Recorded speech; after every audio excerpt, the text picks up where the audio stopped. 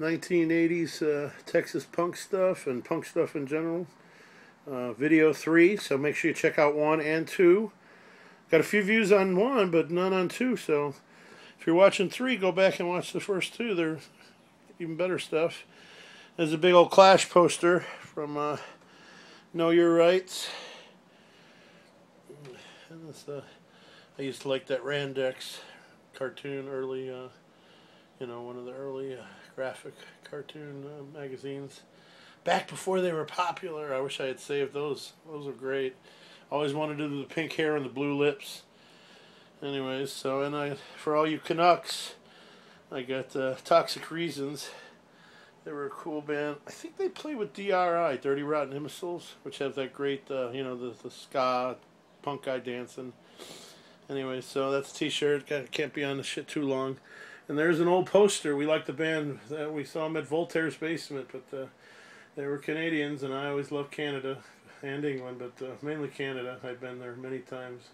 Quebec, right around the bombings time in the 70s, and so, whatever. I never got to BC yet, though. Maybe that'll be when I get old here.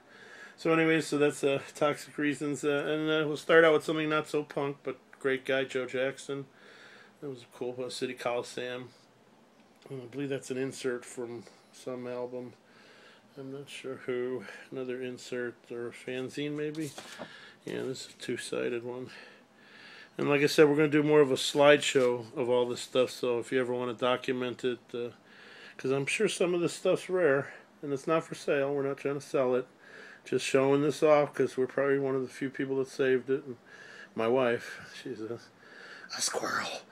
She's no secret squirrel, but she's a squirrel. She definitely, this is a beauty. Johnny. Mr. Light and up to no good. And Great Dicks one. And that's Mr. Raoul from Raoul's, which is a club that closed before I got into the scene in Austin, into the punk scene. Or, it's when I moved there from the hippie commune. I lived on a hippie commune called The Farm. And it was all the original Haight-Ashbury hippies. And all their kids were into punk, putting, pacifist hippies, and their kids were putting, their children were putting, were putting safety pins through their lips, or their, cheeks, so they were freaking out. But that's a great Black Flag. I remember the night I went to see Black Flag, I was living with two hippies, and they were into the speed punk and metal, and they wanted to go see it. And it was before Henry, who was the first singer. I forget his name, but he was really raw. And then we thought it was called Black Slacks. And a little one of those movie star pictures of Johnny, of Sid. That's a great story. And the inserts in the next.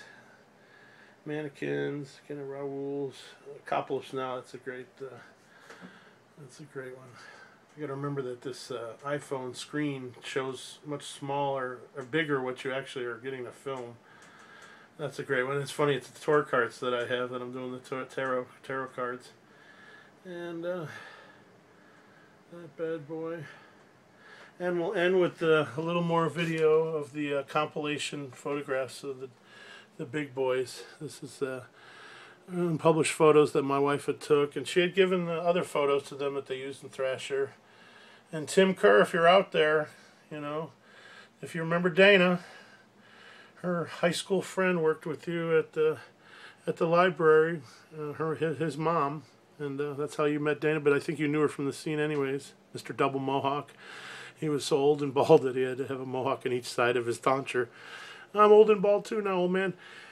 Anyways, we're at Boombox Bryan, 62gmail.com.